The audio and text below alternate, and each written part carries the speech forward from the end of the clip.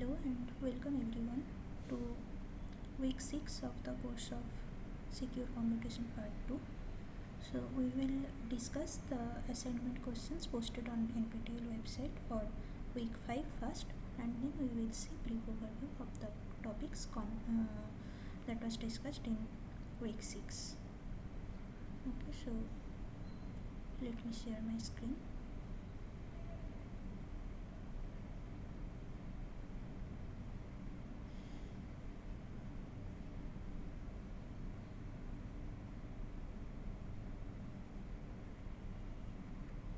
Okay, so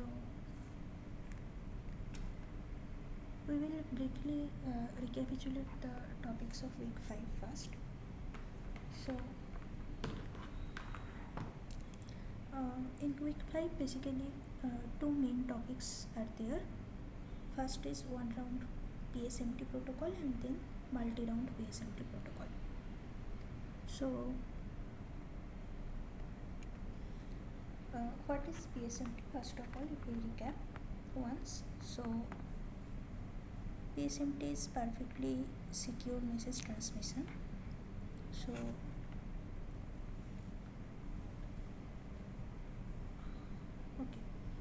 so what is PSMT? First of all, so this is perfectly secure message transmission.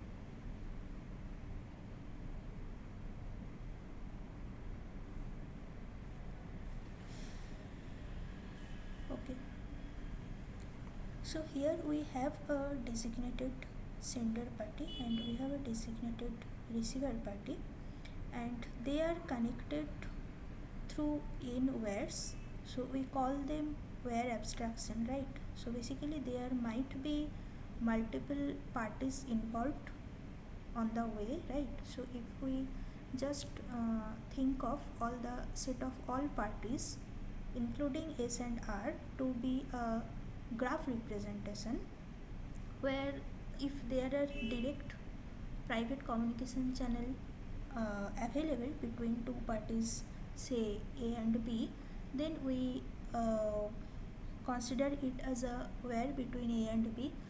Even if there is no direct private channel for communication between A and B, there might be some paths from A to B, and among all the available paths in the graph that connects the nodes A and B, we take just vertex disjoint paths among them. So if you remember the concept of vertex disjoint path, so let's say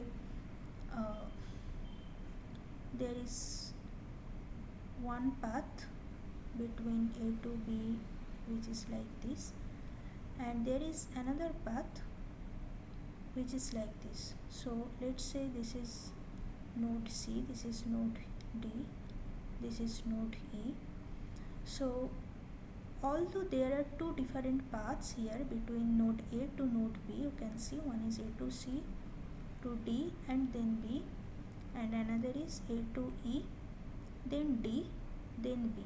Now you can see that these two paths are not actually vertex disjoint. Why? Because the node D is a common node between these paths, which means if only this single node D gets compromised by some attacker, both the paths get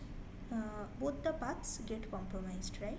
So they are not vertex disjoint path. So we can only, while doing the wire abstraction between party A and party B, we just leave it as a single wire which denotes any one of the two paths between them, either ACDB or AEDB, right?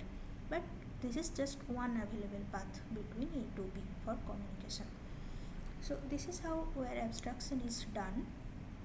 Now when we are like this, here there are 5 parties, but when we consider A to be a designated sender and B as designated receiver, and there is only one uh, communication path available between A and B.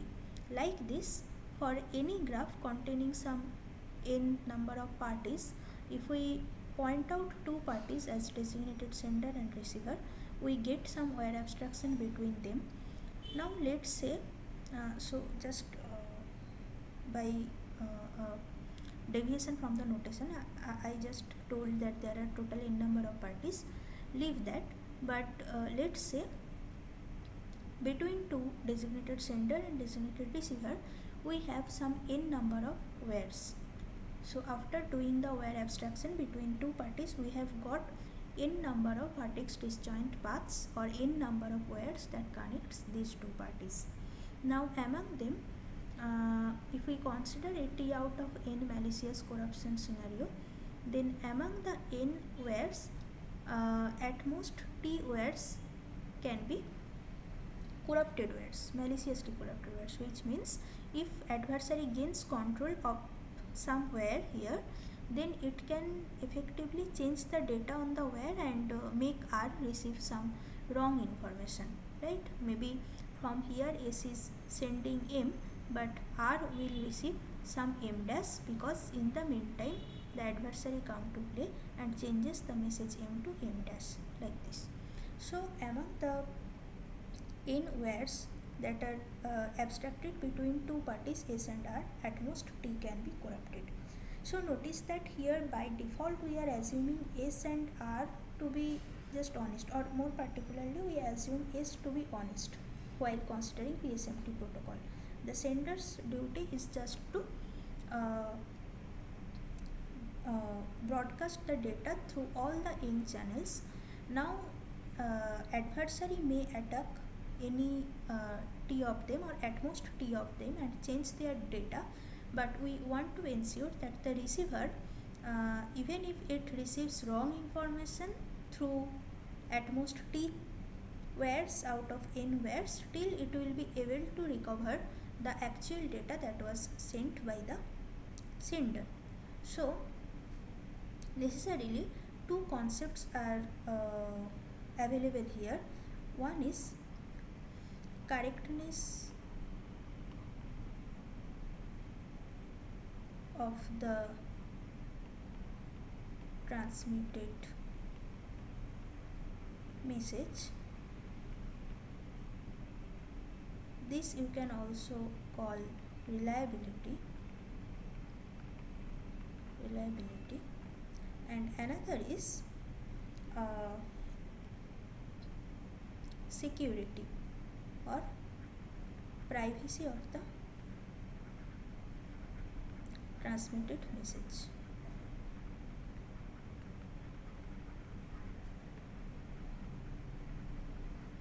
This is security. In terms that, so reliability ensures that even when at most t wires out of n wires between S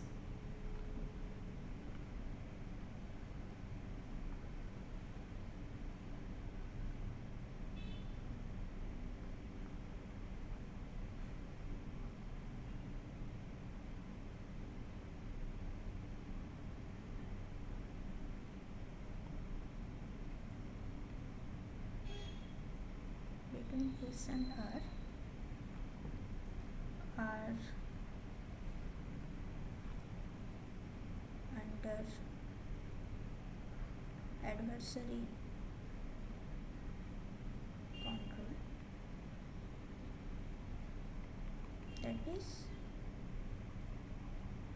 adversary can view and modify the data communicated through the corrupted where.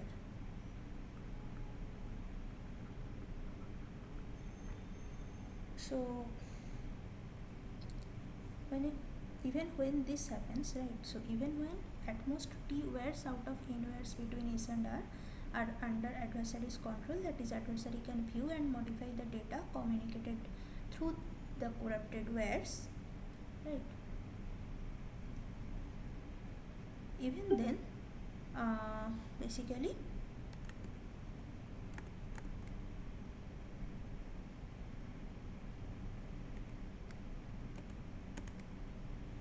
even then, so when adversary modifies the data on t number of wires, R can, so what we ensure by reliability is this: R can retrieve the data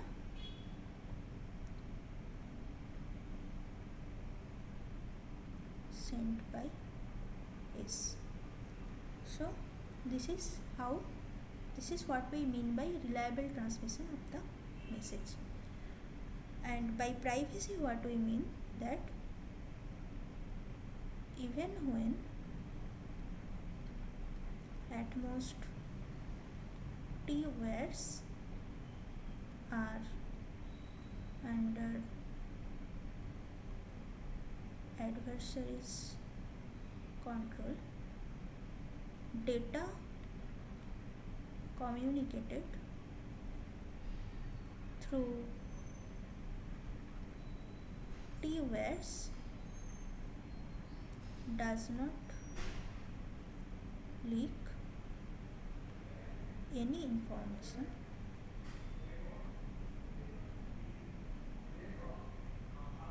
about the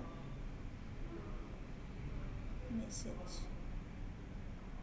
sent by S.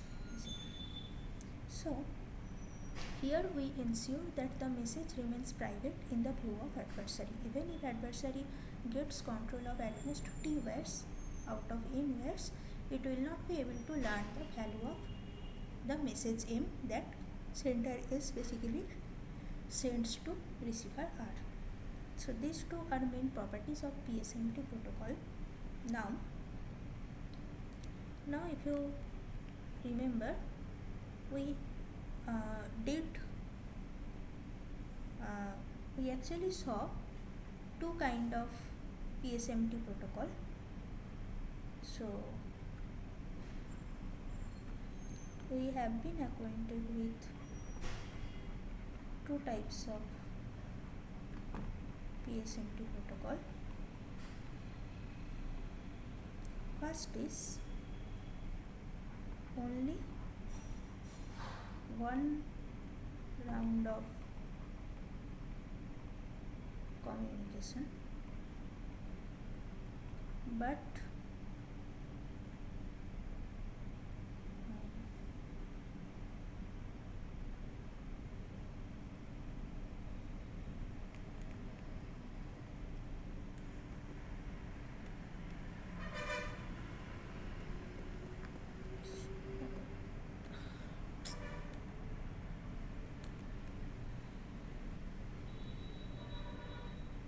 I think I just accidentally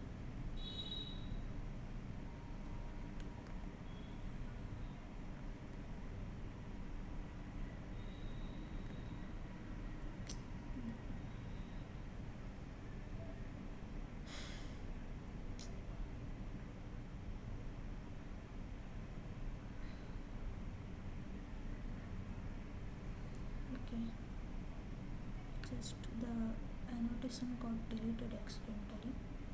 So anyway, I hope till this point I was clear. I will just continue from where I left.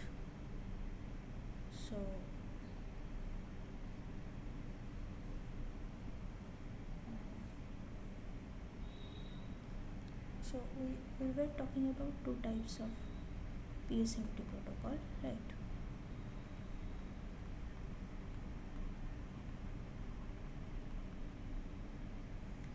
So first one is one round of communication between two parties.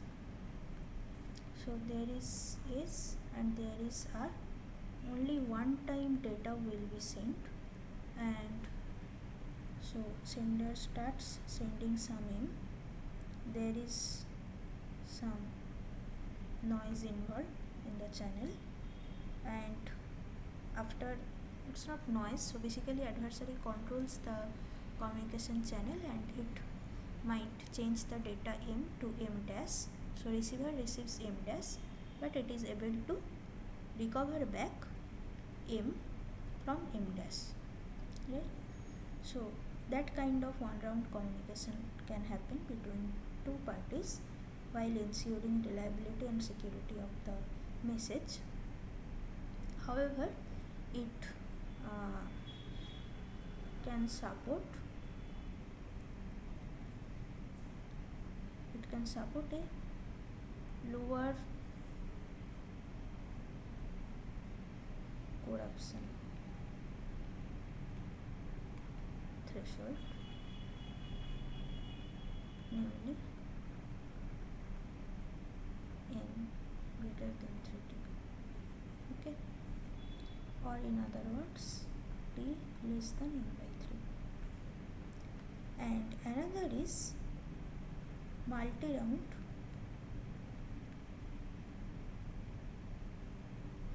communication between two parties. So the protocol we have seen in the lecture consists of 3 rounds specifically. However, there exist protocols that consist of only 2 rounds. So those are optimal round protocol because we cannot achieve less than 2 round PSMT protocol. However, the protocol we have seen in the lecture has 3 rounds, so it has this kind of communication format. First it will be S to R, then R to S, and then again S to R. So that means it is 3 round. And so since we are compromising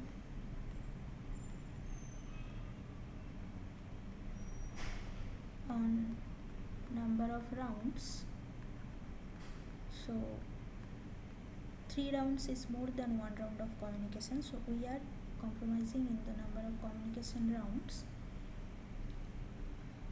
We can make the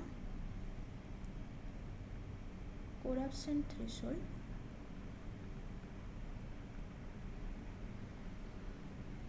better in this case, right? So in this case, corruption threshold is basically less than n by 2. So till, so all at most n by 2 minus 1 number of corrupt party can be there. So that is a higher number. So higher corruption can be supported with multiple round of communication. Okay. Now we will just quickly recap the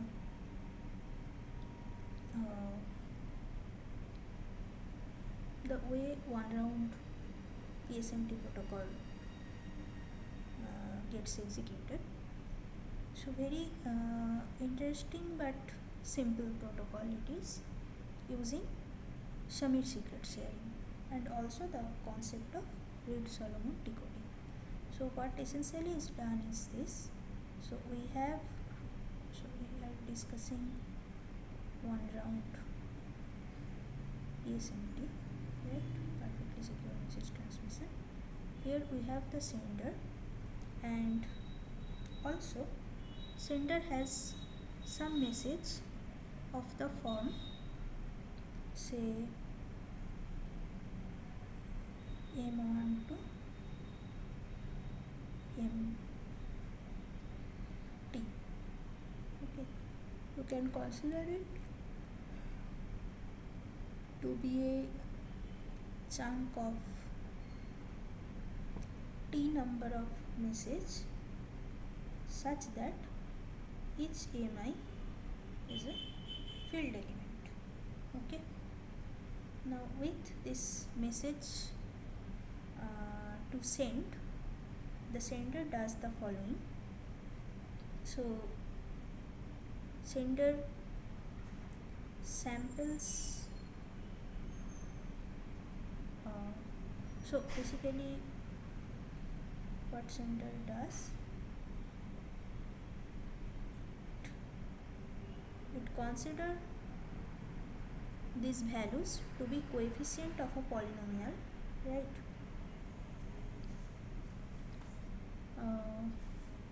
So let's say that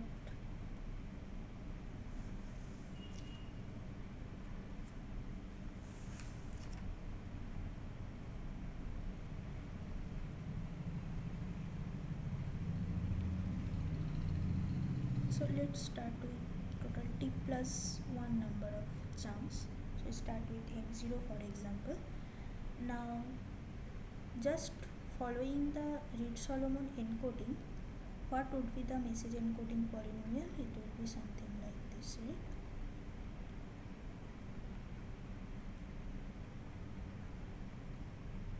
Till mt x to the power t.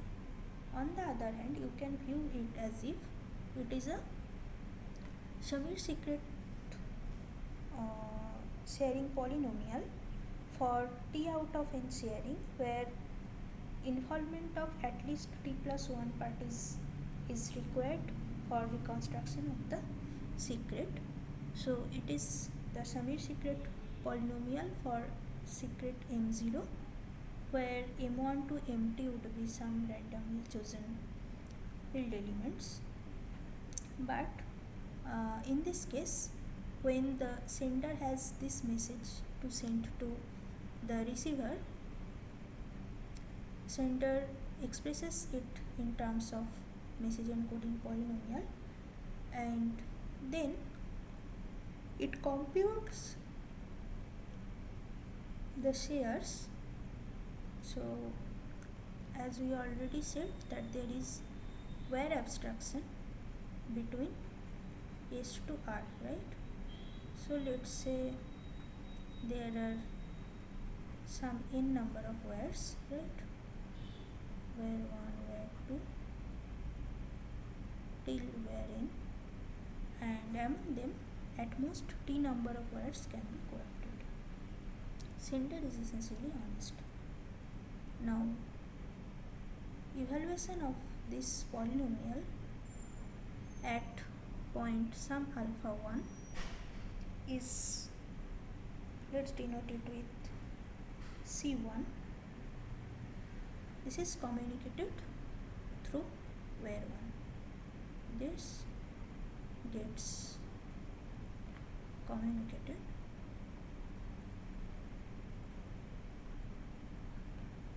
through where 1. Or in general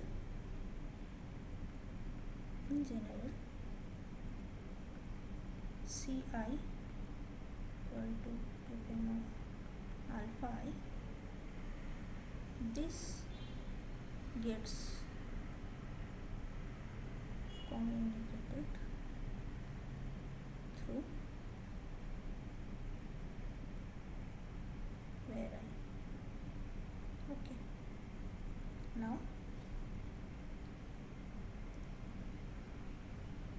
this where communicates C1, this communicates C2, and so on till Cn. Now in the meantime, when adversary comes and modifies the content of at most t wires, let's say receiver R receives C1 dash, C2 dash till Cn dash. So this is the only communication required, right? So sender just sends all the CIs through n wires, right? W1 gets C1 to communicate, W2 gets C2 to communicate, till and so on. Now once this communication is completed, it is now receiver's turn to get back the original message, that is M0, M12 till MT. So receiver receives C1 dash, C2 dash till Cn dash. Okay. Now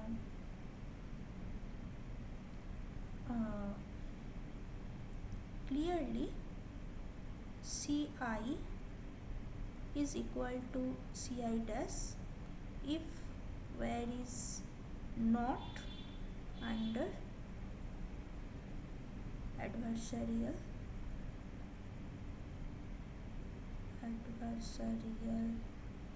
control, and Ci will be not equal to Ci dash if otherwise, that is if where I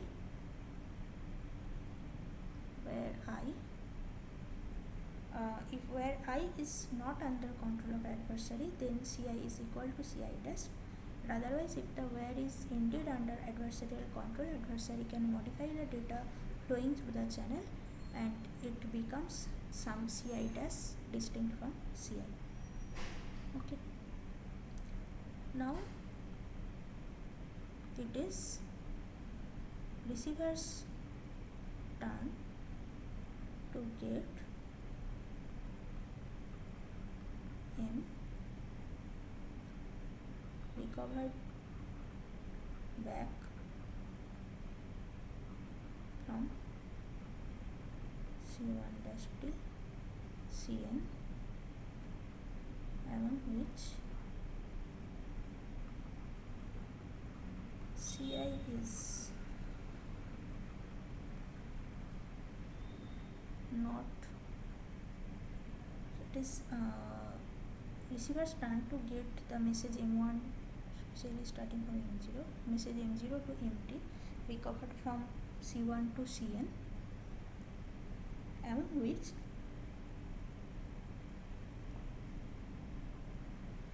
this can occur at most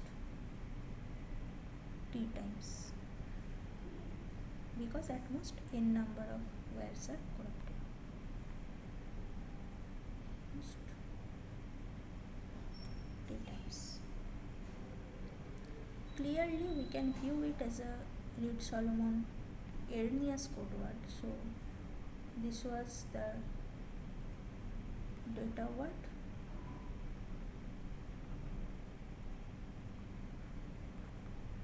Reed-Solomon data word.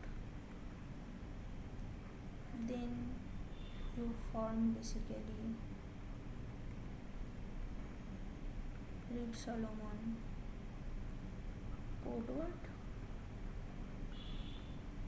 and while flowing through the channel in presence of adversary control, so this is adversarial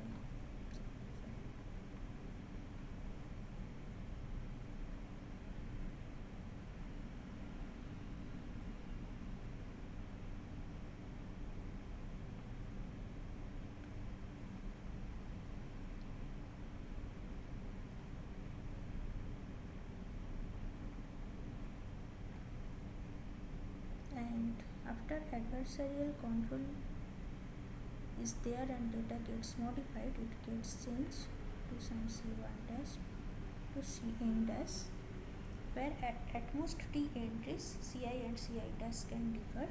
So if you apply the RS decoding, Reed-Solomon decoding, then you will find that these are, after decoding, since at most t number of code word can get corrupted due to t number of corrupted words, it indeed can get back M1 to M M0 to MT, right? The original data word.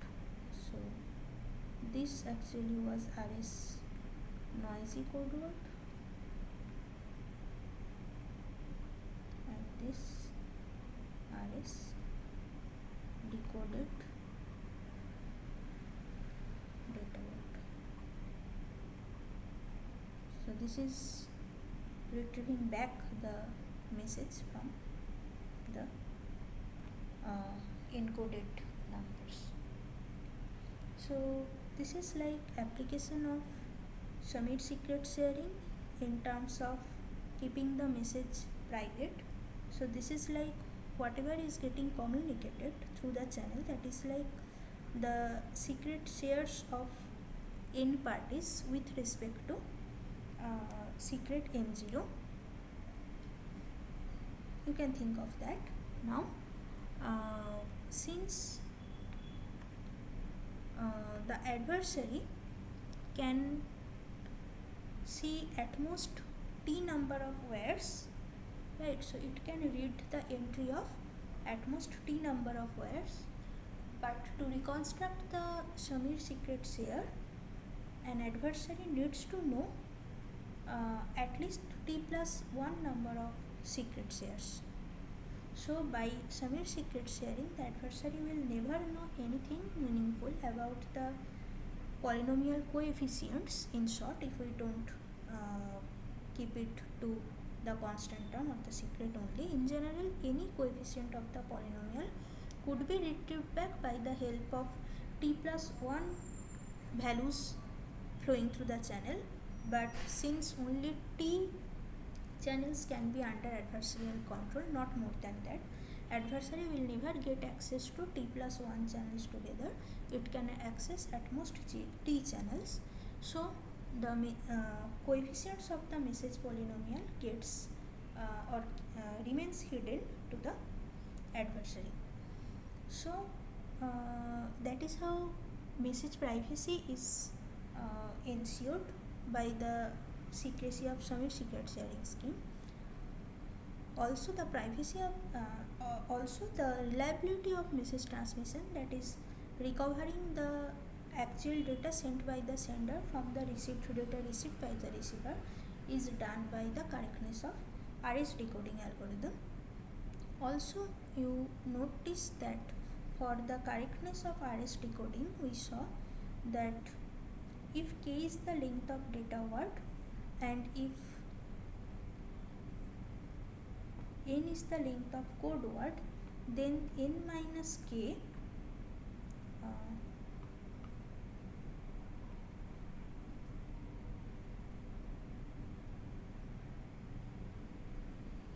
then n minus k should be greater equal to 2t, right? Now here our data word length is actually t plus 1, you can see, because there are m0 to mt, total t plus 1 field elements are there as message. So k we can replace with t plus 1, that needs to be greater equal to 2t for the correctness of the RS decoding, Solomon decoding, or for the reliable transmission of this protocol. And this is nothing but n greater equal to 3t plus 1, or in other words n greater than 3t, and this is already known as the required condition for one round communication between two parties. Okay, so this is a very nice example of, or nice application of Samir secret sharing and the relation between Samir secret sharing and Reed-Solomon code. Now one can just move forward to what happens in multi-round PSMT protocol. So in multi-round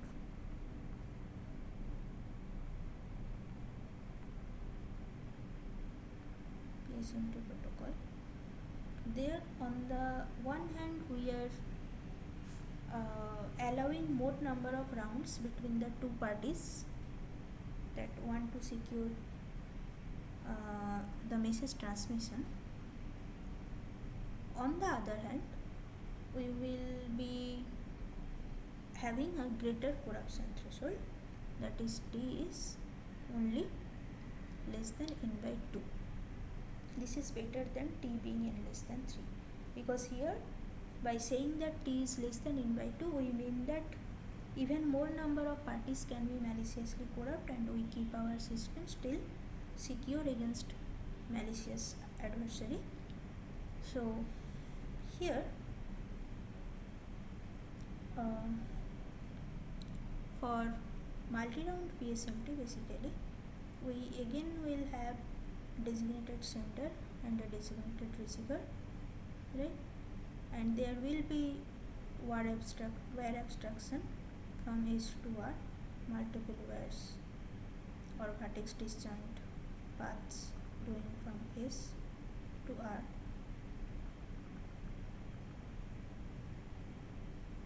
And out of these n wires, right,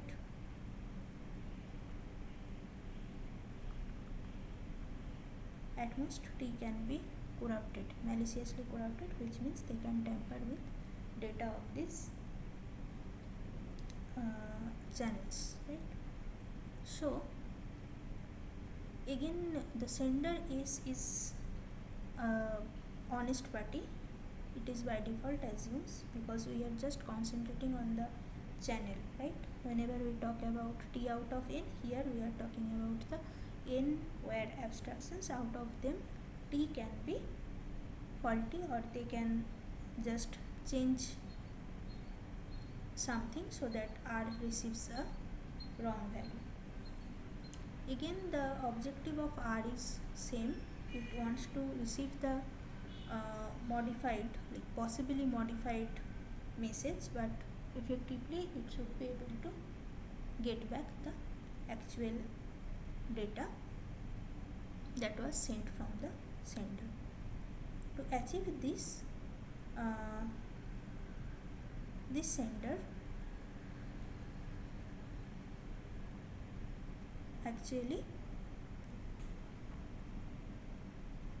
selects a total of n number of polynomials. So let's denote it with f1x that corresponds to w1. So similarly, if ix corresponds wi, where I, that means each square actually gets one message polynomial. So there are n wheres, so this will go on till where n. Now apart from these, where 1 will also contain the evaluation of f1x at a public point alpha 1. So we denote it with f11, right? So this is evaluation of f1 at point alpha 1, and evaluation of f1 at point alpha 2 will be communicated by p2. Similarly, so here it was I actually, let me correct it.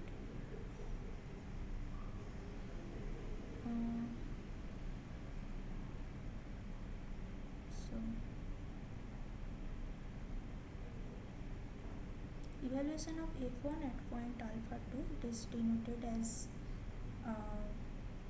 p1 comma 2 and so on till p1 comma n, that is evaluation of f1 at point alpha n.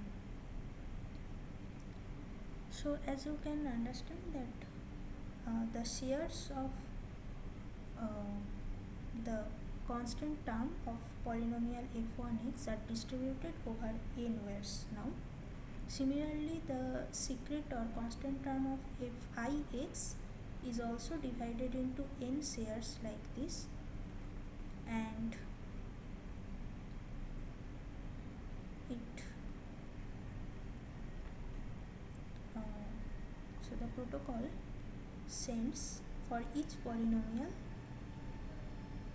so through where I, protocol sends the value of fj comma I, where fjx is the polynomial through jth where, and fj of alpha I is actually flowing through the ith where, right?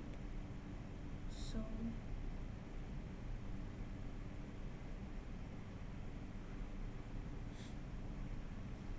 here also we will get p2 comma I, where it is this, right? So evaluation of fi at point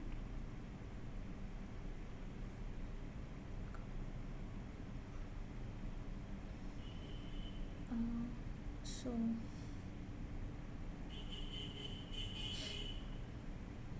okay, I am just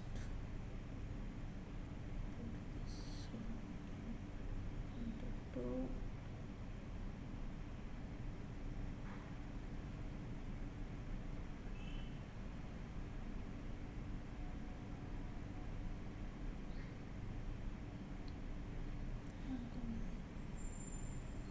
and this should be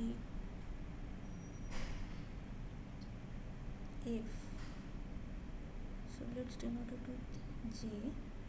So this is basically fj evaluated at alpha 1, and ith where will contain one polynomial. Apart from that, evaluation of f1 at alpha I, f2 at alpha I, and so on till fj at alpha I.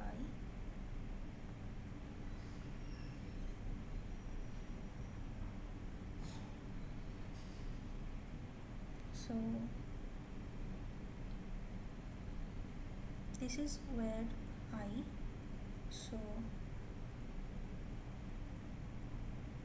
for each of the n polynomials where so where I will contain evaluation of each polynomial on point alpha I, right?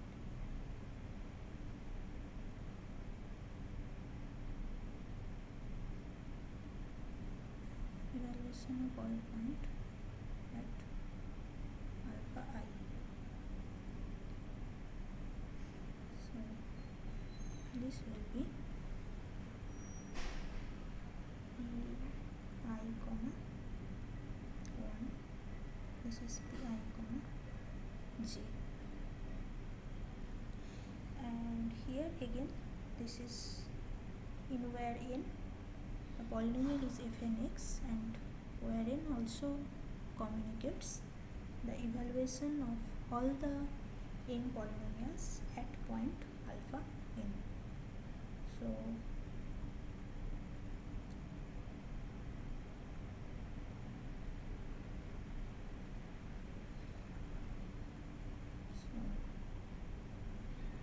okay, now once this is one round of communication, right? All this data flows through each of the channel in one round. Then in the second round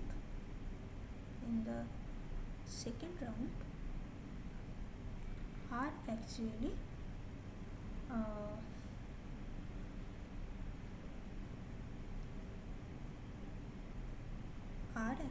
marks a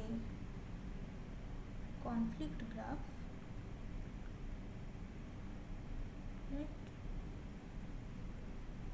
whenever some f ij, right, that is f of I at alpha j, sticking to this notation actually.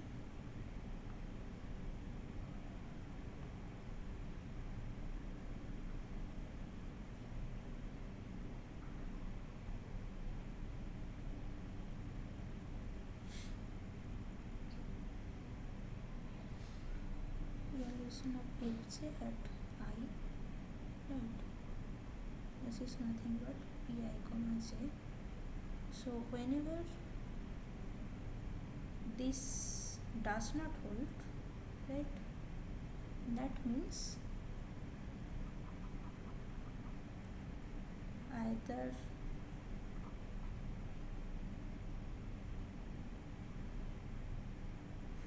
fj alpha I is wrong, or if or the communicated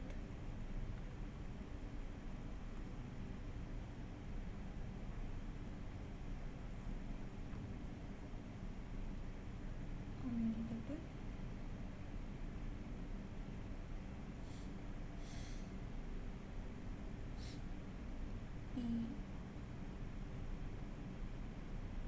ij dash is wrong.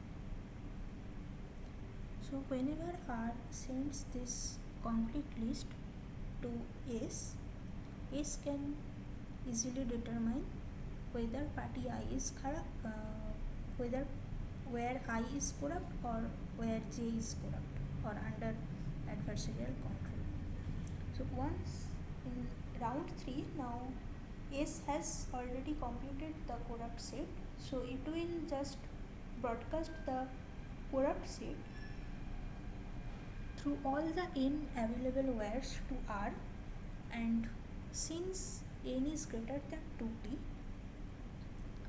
at least t plus 1 honest parties will be there, so honest majority will be there among the wires, so the correct value of corrupt set can be obtained by the receiver R. Now both S and R are aware of all the corrupted parties. Now S will basically sum up all the constant terms of polynomials where the wires are not marked as corrupted, and similarly R also sums up all the secrets of the polynomials on wires that are unaffected by corruption. So each of them basically gains a pad P as a result, and then both of them use it as a one-time encryption pad. So whenever some message M is there, the sender can send M plus P to receiver R, and due to the submit secret sharing security, the adversary will not be able to know the value of the message M. Also before that, the adversary will not be able to recover the set of corrupt parties by looking at the communication through the all n channels, but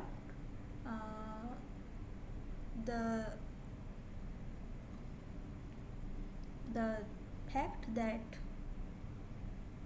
all the computations of round 1, 2 and part of the computation of round 3, all those are not dependent on the message. So even before one see the message M, the sender and receiver can agree upon a pad P through the pad exchange protocol, 3-round pad exchange protocol, and then just wait for the message to come. So whenever the message arrives in the online phase, the sender can just add the at the value that was fixed between S and R. So we call it pad. So it just adds the pad value to the message and sends it to receiver, and receiver is also aware of the pad value, so it just subtracts the value of pad from the one-time ciphertext C and gets back or retrieves the message that sender wanted to send. So that is all about multi-round PSMT protocol. Now we take a look at the assignment questions for week 5. So it says that given t points alpha 1 y1 to alpha t yt on a random 2-degree polynomial f defined over a field capital F where yi is equal to function f evaluated at alpha I for all I in the range of 1 to t. What is the probability that f of 0 is equal to S? So since you know that this is nothing but they are talking about Samir secret sharing scheme, right? And they wanted to know whether T parties can come together to reconstruct the Samir secret share. The answer is no, because we already know that for so we just discussed that let's say S is some secret to be shared. So what Samir secret sharing does is that it creates a polynomial fx with the secret to be the constant term, and apart from that it just samples t number of random point. So this constitutes a t-degree polynomial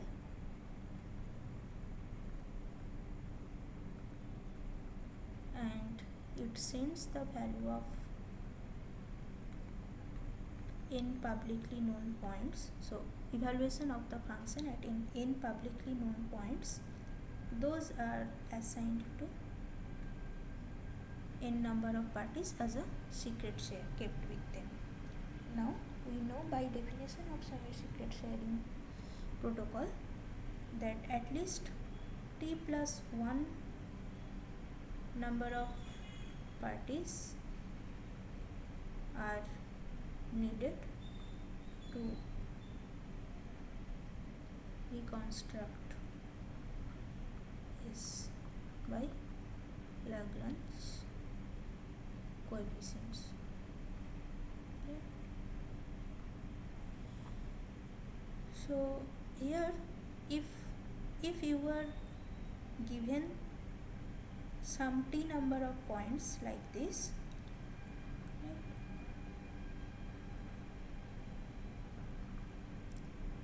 alpha 1 y1 to alpha t yt, it is not at all sufficient to retrieve the t-degree polynomial. So t number of points on a t-degree polynomial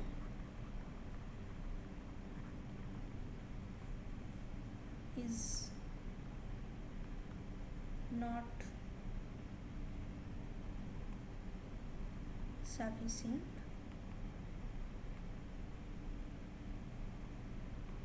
to retrieve the polynomial coefficient or the secret, which is the constant term of the polynomial.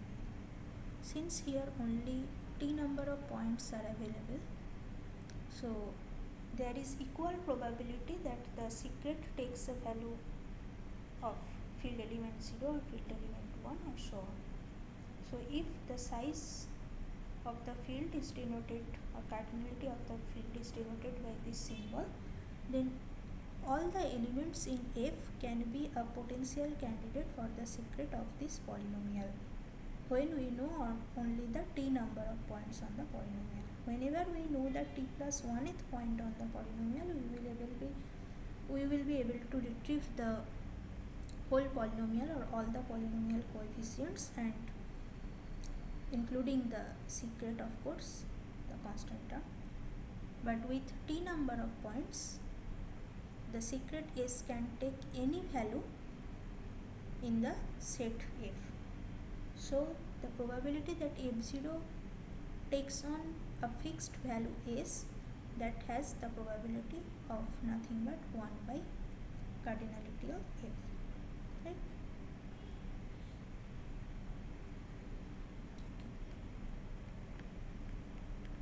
Second question says that suppose that out of n parties, t less than n by 3 may be corrupt. Suppose a party S wants to broadcast a message M.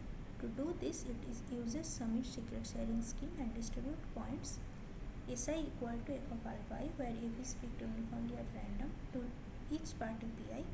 After this, each party sends its points to every other party. Pi then performs Reed-Solomon error correction on the points it received to obtain a polynomial f dash and outputs f dash 0. Choose the correct option from the following. So we have seen the use of submit secret sharing in one round PSMT protocol, where the designated sender and designated receiver are honest parties, but the wire abstraction between S and R, they basically signifies the corruption setting. So if there are n wires in the wire abstraction between two parties S and R, then at most t wires can be under malicious adversaries control. But we are in this question talking about broadcast or reliable broadcast of a message. Now if you remember that in a reliable broadcast protocol, by definition, if there are n number of parties, and let's say someone is the sender here who will broadcast a message to all the parties in the setting. So basically P1 itself can be a potential corrupt party in the setting of reliable broadcast, right? In the setting of reliable broadcast, even the sender can be potentially corrupt. But in case of PSMT, the sender is honest, right? So if we try to apply the submit secret sharing for reliable broadcast, where some designated sender just samples t number of field element constitute a polynomial, evaluate the polynomial at n publicly known points, and distribute the evaluation values to n number of parties respectively, and then all the parties basically exchange their values. So what is happening here? In round 1, Pn, if the sender of RP protocol, it sends yi equal to f of alpha I to Pi. So Pn will send yi to Pi. So all the Pi's will get some yi value. Now in round 2, each Pi sends the value of yi, sends the value of yi to all other parties. and then at the end of round 2 each pi has n number of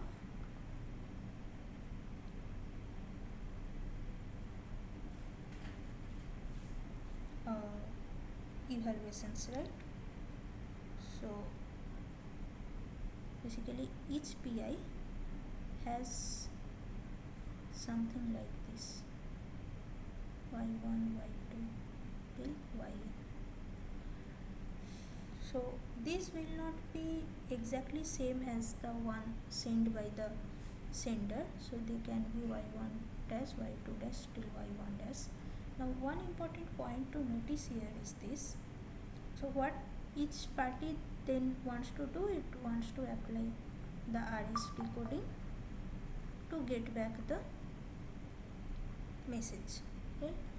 But problem is that even if we consider that all the PIs except PN, the designated sender, are honest, so even if n minus 1 parties are honest and only P1, that is PN, that is the designated sender,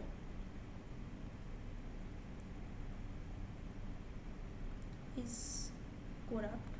So we are considering that only one party, that is the sender party, is corrupt, but rest all of the parties, all the n minus 1 parties are honest.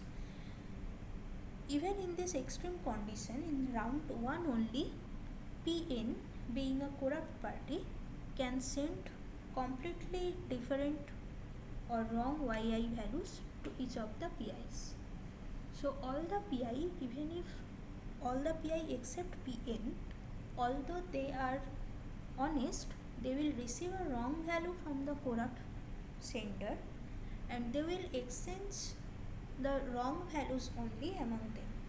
So the reconstruction of the polynomial using the policy of Samir secret sharing reconstruction will not be possible with wrong values on the polynomial.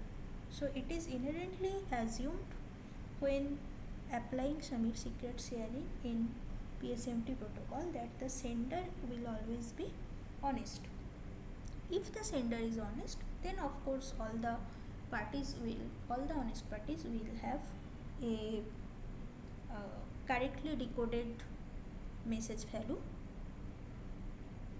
which means the validity property holds, but the consistency property, which ensures that even in the presence of corrupt sender, the reliable broadcast will ensure that all the honest party are on same page or are outputting the same value, that consistency property will not be ensured here.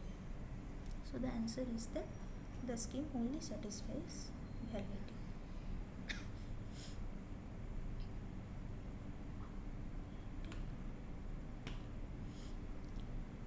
Now we move to question 3.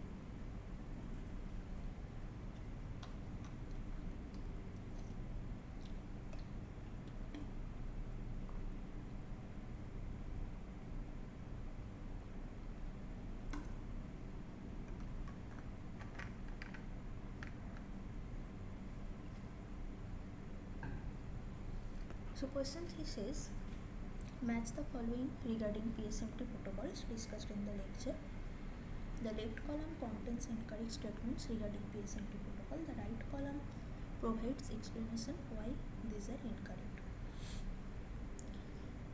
So first point says that multi-round PSMT protocol is not perfectly secure, since perfectly secure broadcast requires 3t less than n. So we were just talking about this only, that whenever we talk about PSMT protocol, the designated sender is inherently believed to be honest, while in case of reliable broadcast, that is not the case. In case of reliable broadcast, even the sender can be potentially corrupt, but still by the consistency property of the reliable broadcast protocol, all the honest party will be on the same page after the end of the protocol, right? So there is this basic difference between PSMT protocol and reliable broadcast protocol. So perfectly secure means that uh, so I mean this statement is not true that because that perfectly secure broadcast requires 3T less than n, that is why multi-round PSMT protocol is not perfectly secure. That is not true. PSMT protocol, by its definition, whatever it achieves, that it achieves in perfect way or perfectly secure way, but it is not designed for a secure reliable broadcast protocol, so it is not perfectly secure in terms of reliable broadcast protocol. And the reason is that sender is always honest in case of PSMT protocol. So 1 maps to option B in the right column. Next option says that multi-round PSMT protocol will work for n greater than t plus 1 since at least 2 honest parties will contribute to the pad. So here if we just recall 2 slides back, that here if we saw that this is the required condition for correctness of multi-round PSMT protocol. What if we just take n is greater equal to t plus 1 instead of n greater equal to 2t, if we take n greater equal to t plus 1, what will go wrong in the protocol, right? So in the first round of communication nothing changes, and the amount of information that the adversary could learn by looking at the channel that will not get affected depending on the corruption threshold, because when we talk about just adversary viewing the channel, that is a passive corruption. So viewing does not have anything to do with correctness of the scheme, right? So adversary can just look at t number of channels, and by the security of Samir secret sharing, it will learn nothing about the message. So it is okay in that way. But what about reliability? So can the receiver retrieve back the message with this condition n greater equal to t plus 1? Now the answer is no, because in the second round actually, when the receiver rather in the third round, when the receiver receives the corrupted set, right, through this channel, so the number of corrupted words, since it is upper bounded by n by 2, there is honest majority among the words. So if the receiver sends the same information through all the n words, or the sender sends some information through all the words, the other one actually can get back the message using the majority function, because at least t plus 1 words among n words will be honest or will be containing the correct information. So by taking the majority function among all the received values, the actual message can be retrieved back. But if n is only greater equal to t plus 1, that means n minus t, that is the number of honest party, is just greater equal to 1. So no honest majority is there, so reliability is gone here, and that is why the retrieving back the correct message will not be there. So correctness will get hampered in multi-round PSMT protocol if n is only greater than t plus 1 instead of greater than 2t. Okay, so reliable communication will not be possible between S and R. Okay. And third point says that the one round PSMT protocol will work for 2t less than n as well. So we saw that one round PSMT protocol requires n greater than 2t, and where this from where this constant comes actually, it comes uh, when we say that for the correctness of RS decoding we require this n minus k greater equal to 2t, right? And then we put t plus 1 in place of k and we get the condition n greater than 3t. So this constant is required for RS decoding correctness, right? RS decoding correctness. And if this is not satisfied, then basically correctness of the one round protocol will not hold. Security wise it is okay, nothing will happen, because the adversary can, if a passive adversary is just looking at t number of channels, it will get nothing about the message being transferred. So message privacy is safe, but reliability is gone or correctness is gone. Okay, so 3 will be mapped to C on the right column.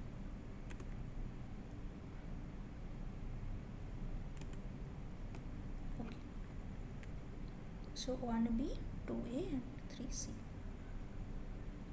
Next question says, to improve the efficiency of the multi-round PSMT protocol, the following suggestions have been made.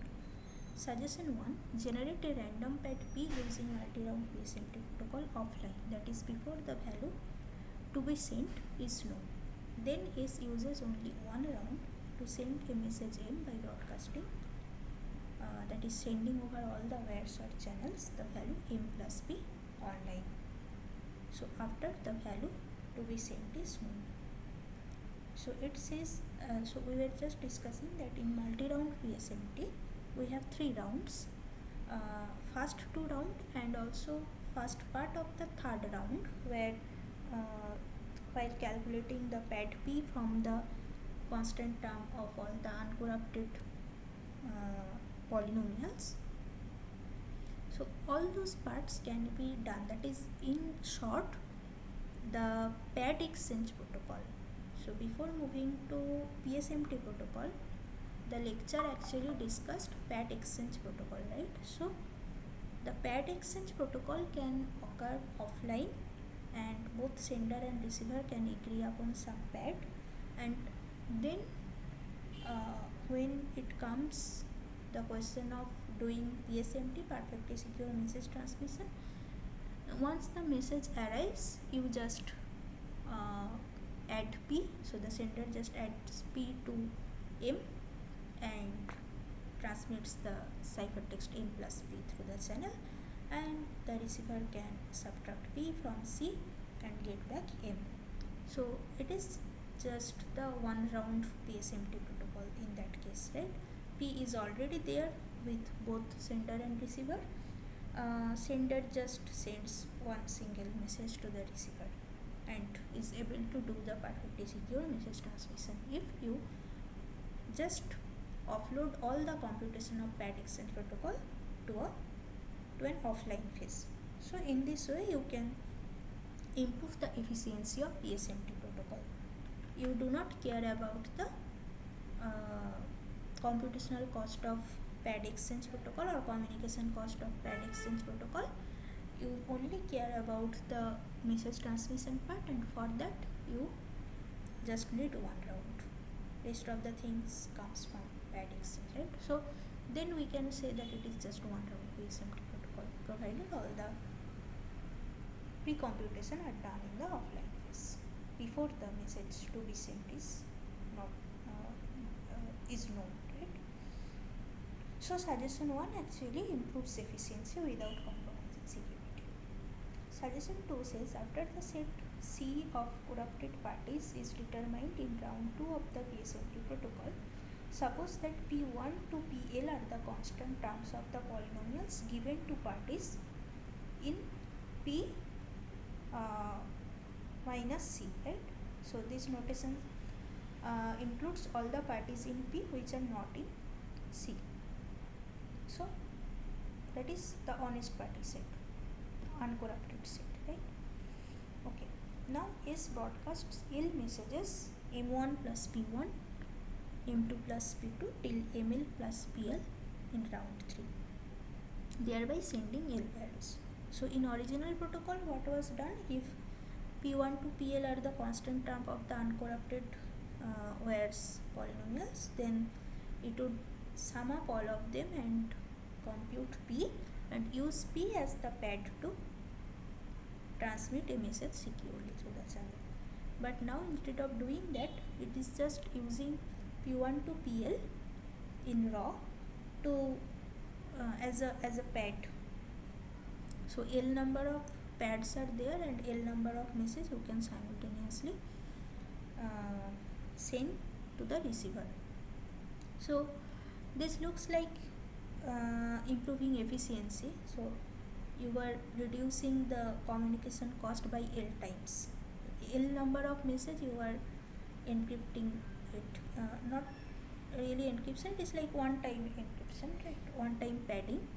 So you are basically doing one time padding of L messages together with different L number of pads. But what about security? So let's say we are in the malicious corruption setting. So at most T number of wires can be maliciously corrupted, that is true. But the semi-honest corruption setting or passive corruption setting is a weaker setting. Now among the T corrupt parties, maybe some of them can just decide to idly sit and just observe the channel, but it does not change anything to the channel. Then in round 2, whenever the receiver sends the conflict list to the sender, so those conflict list will not mark where I as corrupted, right? So those words which are actually corrupted but does not change the value during the communication, those corrupt party actually remains undetected in the conflict list made by the receiver.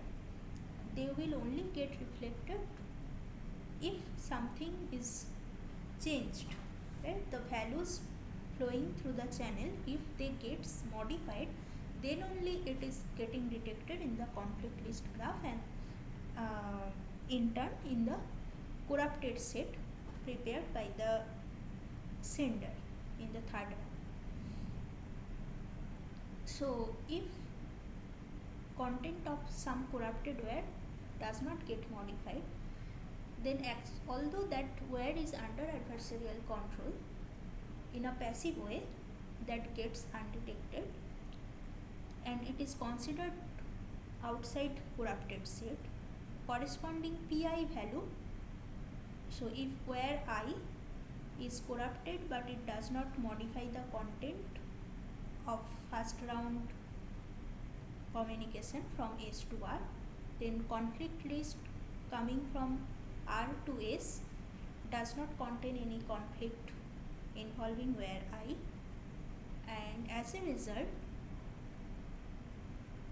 S will use the value of PI to pad some message MI, and the where I is not in the corrupted set, although it is under adversarial control. So adversary sees the value of PI, it knows the value of PI, and whenever MI plus PI is getting sent over the channel, it can actually subtract the value of PI from that and get the value of MI. So security is compromised here. That's why among the two suggestions, only suggestion 1 actually improves the efficiency without compromising security. This is a question about Lagrange coefficient, which we use in the summary secret sharing scheme. So it says that choose the non-zero values among the following where delta ix denotes the publicly known Lagrange polynomials in the interpolation formula, and x1, x2 are some distinct non-zero evaluation points in the interpolation formula. So before answering the question, let us just recapitulate the summary-secret sharing scheme with some example. So let us say that we are in Z7 field, right? And the secret to be shared is 4, let's say. Okay. Now in semi-secret sharing, the dealer will create a polynomial f of x with the secret as the constant term. So this is the constant term, and let's say we are trying to do 3 out of 5 sharing, or let's say 2 out of 5 sharing. That means n is 5, t is 2, and it means that at least 2 plus 1 equal to 3 party need to collaborate to reconstruct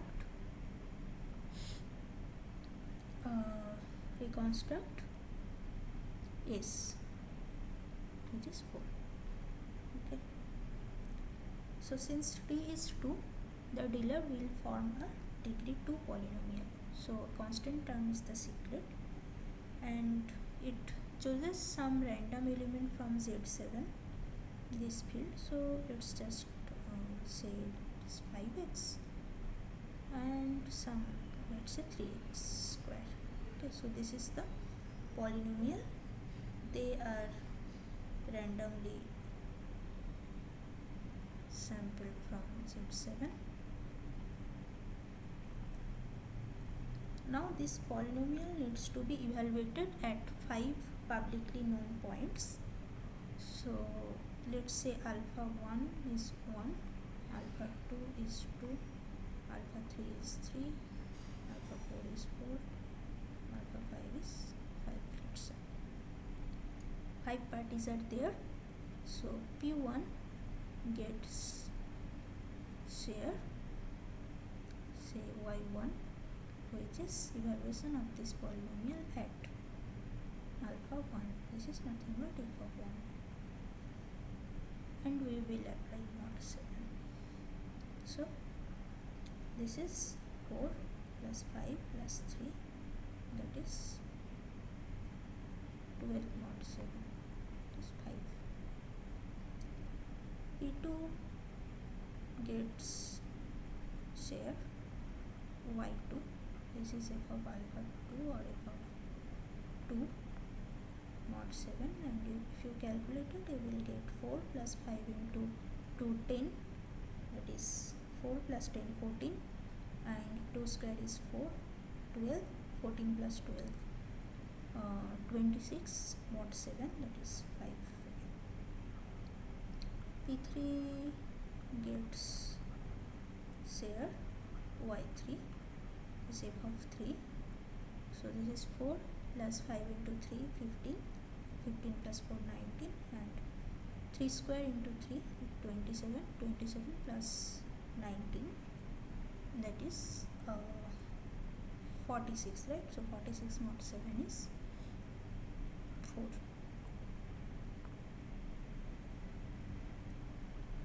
Yeah. And P4 gets y4, that is f of 4 mod 7. So 4 plus 5 into 4, 24, and 16, 48. So 48 plus 24, that is 72, right? 48 plus 24, 72 mod 7, that is 7. So that is 2, sorry, 72 mod 7, that is 2, and P5 gets Y5, is evaluation of f at 0.5.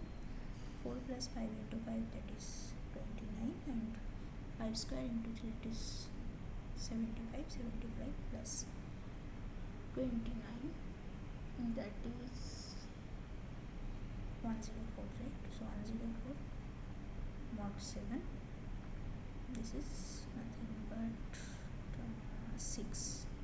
Okay, now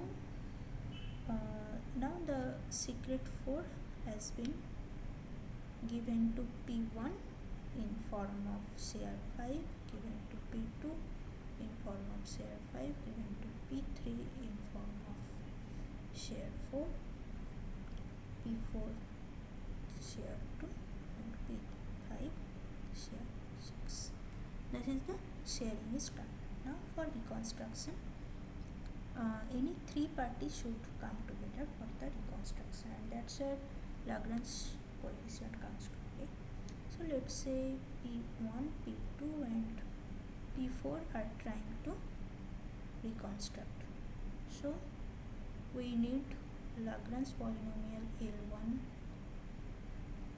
evaluated at 0.0 into the share of P1, that is Y1, plus L2 evaluated at 0.0 into its evaluation 0.2, L4 0, Y4. Now what is L10 or L1x, let's say. So L1x is nothing but when considered in terms of group 1 to 4, right? So this is nothing but x minus 2, right, by 1 minus 2. So these are the points of evaluation, right? So party 1 got the point 1, 5. So 1 is the point of evaluation and 5 is the value of evaluation for the polynomial f. So these are the points, right? So, or to be more specific, I can write actually to avoid confusion. So I can write, when considering party 1, party 2, party 4 as the group, Lagrange coefficient or Lagrange polynomial for party 1 is x minus alpha 2 by alpha 1 minus alpha 2 into x minus alpha 4 by alpha 1 minus alpha 4. Now since alpha I is equal to I, we get x minus 2 by 1 minus 2, x minus 4 by 1 minus 4. Okay, now see, this is Lagrange polynomial for party 1, right?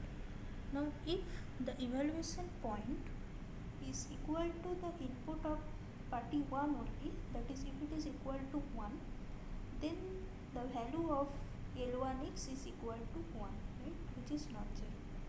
But if L1x is evaluated at other points like 2 or 4, what happens is that, let's say if L1x is evaluated at 2, so if you put x equal to 2 here, this terms becomes 0, leading the value of L1x to be 0. Similarly, if you choose x equal to 4, then this term gets 0, so overall L1x is 0. So L1x is 0 at 0.2 and 0.4, but it is 1 at 0.1, right? So to answer this question, you can see that if delta 1 is the polynomial corresponding to party 1 and x1 is the input for party 1, then delta 1 x1 is actually equal to 1, which is non-zero, but delta 1 x2 will be 0, right? Similarly, delta 2 x2 will be 1 or non-zero, but delta 2 x1 will be 0. So that answers this question, but to complete the reconstruction part.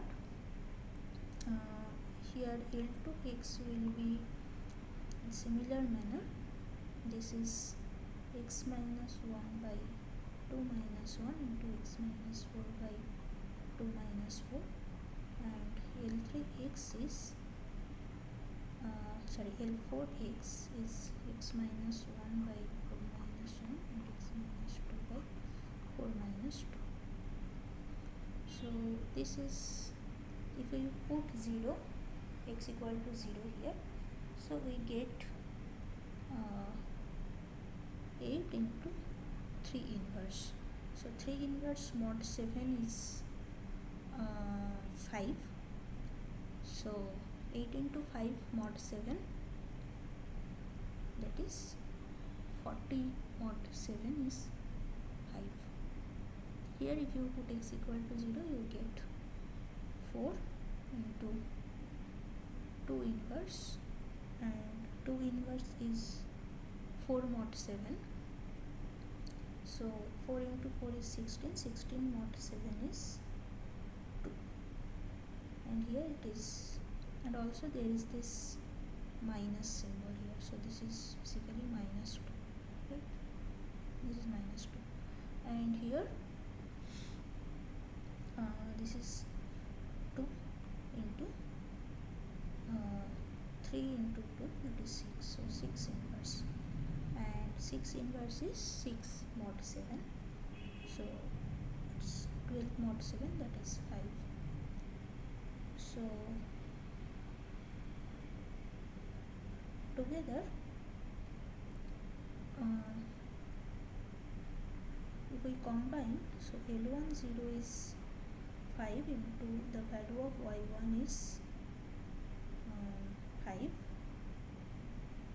minus 2, that is the L20 value, and y2 value is 5, and L40 is 5, and y4 is, so L40 is 5 and y4 is 2.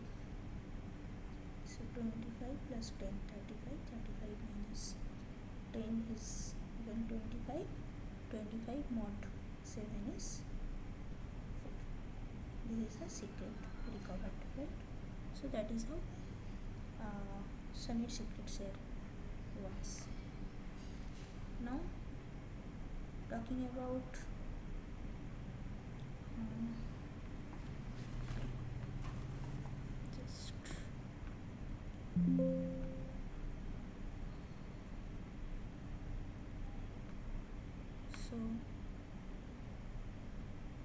just to get the contents of this week's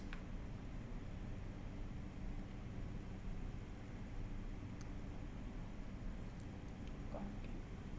So in the week 7 week 6 content, the main thing is we talk about domain extension,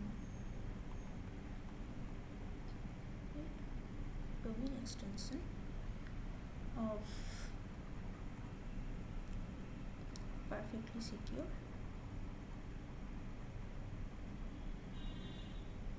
reliable broadcast protocol.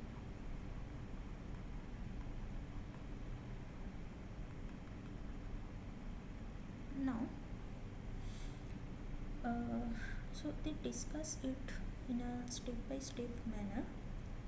First, there is a warm-up protocol, right? So if we talk about what is the optimal communication complexity for domain extension of any reliable broadcast protocol. So if we are trying to broadcast a L-bit length string, there will be a designated sender, as we know, and there are a total of n parties, and at the end of the broadcast every honest party should receive the same L-bit length string.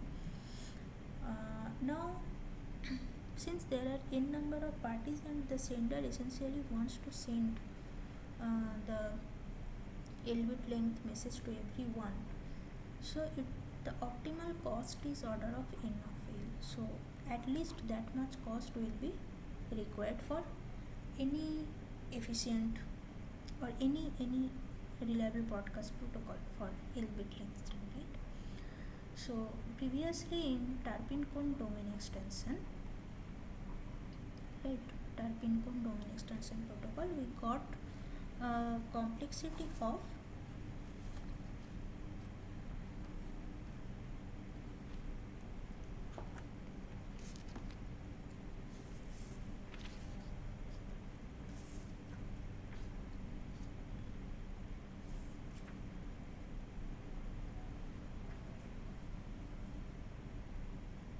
here we got a complexity of order of n square l plus a single execution of any existing broadcast protocol, like bit broadcast protocol, right? But now we claim that we can design domain extension protocol with bit complexity order of nl plus bc of 1, that is one execution of bit broadcast protocol, right? So basically, if your we know that in the existing broadcast protocol, whatever protocol we have seen, starting from EIG version of broadcast protocol or phase skip protocol, everything. So we have complexity, not EIG, EIG takes exponential communication complexity, but for phase skip protocols we have seen order of like n cube bit complexity, right? But now if we have this much of complexity for a domain extended reliable broadcast protocol, then for any L of order L greater than order of n square, right, then this is the dominating term, and that much bit complexity is optimally required for any reliable broadcast protocol. So this will be actually optimal. Now how to arrive at such a construction, that is done actually in a nice step by step manner, where they start with a warm-up protocol, and in the warm-up protocol they don't actually achieve this limit, but what they achieve is something like order of n square log f, where f is a field such that each message, so in the broadcast protocol there is use of Reed-Solomon encoding. So as you know, all the coefficients of Reed-Solomon message encoding polynomial, they are elements of field. So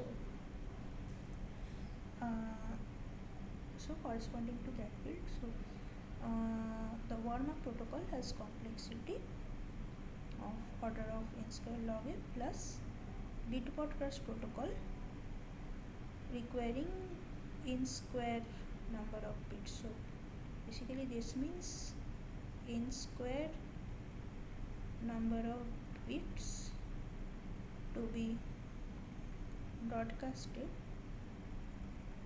using bit broadcast protocol.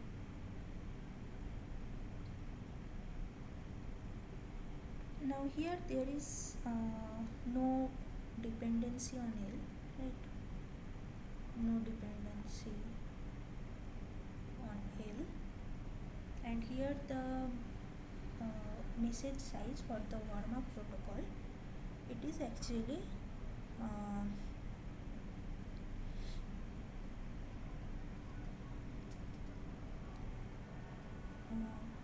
So message in this warm-up protocol is actually having this length, right? So that it can be interpreted as t plus 1 number of field element, so that you accordingly convert it to a Reed-Solomon message encoding polynomial and apply the corresponding changes to communicate it over the channel, so that other parties receive some erroneous code word and can get back the original message by RS decoding. Okay. So, and after this warm-up protocol, there comes exponential complexity. So when they say exponential complexity, okay, this complexity is not about communication complexity. This is about computational complexity, right? Since we are talking again and again about communication complexity, you can get confused here when they say it's an exponential domain extension protocol. But don't worry, the communication complexity is not exponential. They reduce it or they keep it at order of NL only, but the computational complexity is huge because there is involvement of computation or involvement of searching a click in a graph. Okay, so this computational problem is a hard problem, so it has exponential computation complexity, but the communication complexity, if we talk about it, that is actually it first becomes order of n. So if we just take L, so when we upgrade from warm-up protocol to this exponential complexity protocol, we upgrade the message from this size to any arbitrary length message where L is some b into t plus 1 log f, right? So b number of blocks each containing t plus 1 field element, so something like this. And if it is not a perfect multiple of t plus 1 log f, then it can just take the ceiling value and that will be the value of b. Okay, now this means it is nothing but b number of chunks each containing t plus 1 log f elements. So if you repeat the warm-up protocol parallelly, considering b instance of warm-up protocol, if you do that naively, that will leave you with the order of NL plus bit broadcast of something like NL log of f. So this will be the complexity of the naive protocol for any arbitrary length L with b instances of warm-up protocol running. But we can optimize this in a certain step so that this number of bit broadcast is not required. So we can actually get a modified protocol where the cost gets down to order of NL plus bit broadcast of n square number of elements. Now this part is L free actually. Previously it was not L free. Why do we need L free? Because L is the number of bits that needs to be reliably broadcast. If our protocol for domain extended reliable broadcast requires a number of instantiations of bit broadcast protocol which is dependent on L, then it will not be efficient one. It will keep on increasing with the increase of L. So the more is L, the more will be requirement of running the bit broadcast protocol inside the domain extended protocol, which is not desired. So now with the optimization we are able to free the number of bit broadcast protocol required in the domain extended broadcast protocol from L. So this is just left with n square number of bit broadcast protocol as before, and this term becomes nl. Now as we said that this involvement of searching a click inside a graph, that part is actually handled later on, and by effectively handling that problem in another way. So instead of searching a click in a graph directly, so what is a click in a graph? That is nothing but a subset of graph which is a complete graph.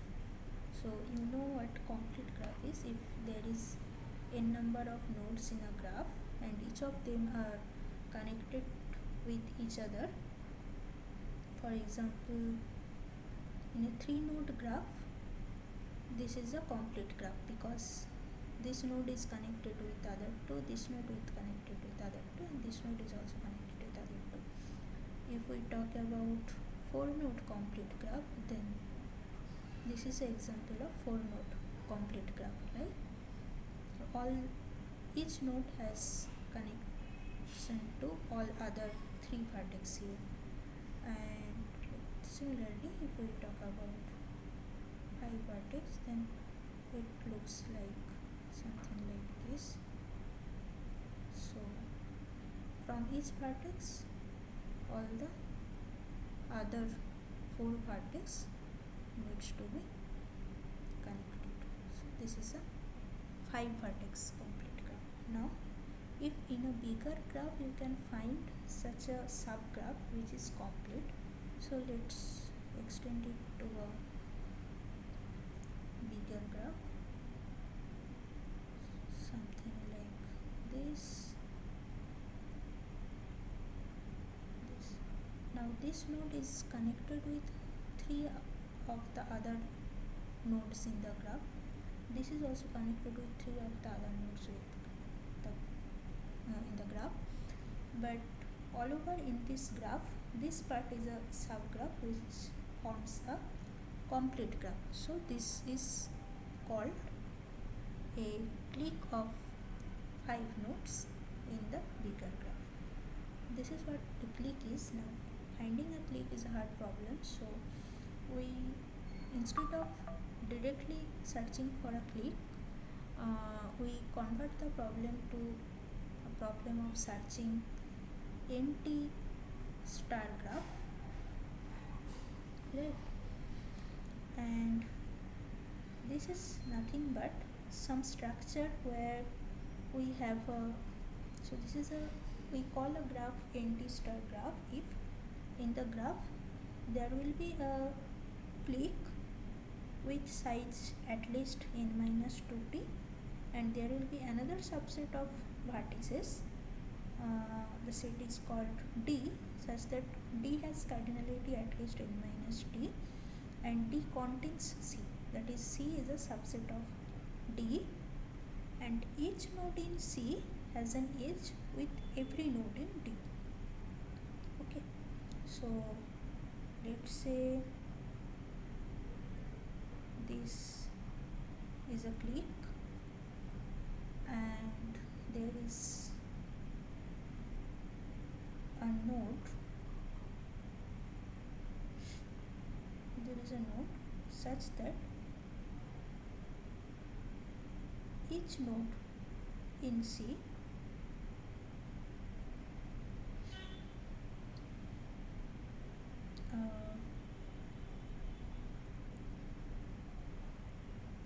will have a node. So if we connect it this way, it will again be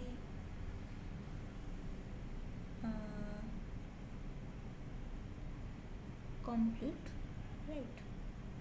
However, if we just talk about any random graph, so I just said it's the central click C should have cardinality at least n minus 2t, and the bigger graph, so C is subset of D, and D should have node at least n minus t, and the condition is each node of C will have an edge with every node in T.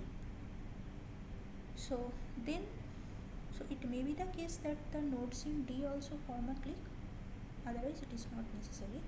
So this kind of graph are called anti-star graph, and we reduce the problem of, like, not reduce, but for our purpose we see that it is sufficient to find the anti-star graph in our consistency graph. So consistency graph concept is introduced in the warm-up protocol itself. So in that consistency graph, if we are able to find a anti-star graph, that will suffice for our purpose, where we are trying to get a core subset of parties with consistency property. So our purpose will be satisfied with the anti-star graph searching problem.